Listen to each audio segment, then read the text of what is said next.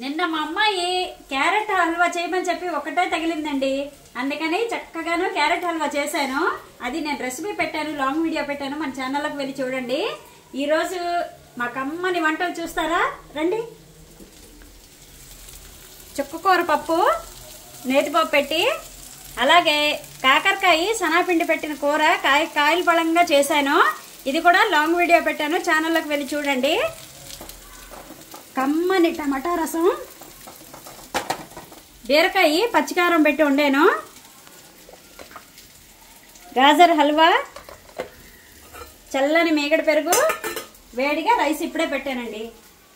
ఒక విషయం చెప్పాలండి మీతోటి, చాలా మంది నేను రెసిపీస్ పెడుతున్నాను కానీ రావట్లేదండి అని అంటున్నారు.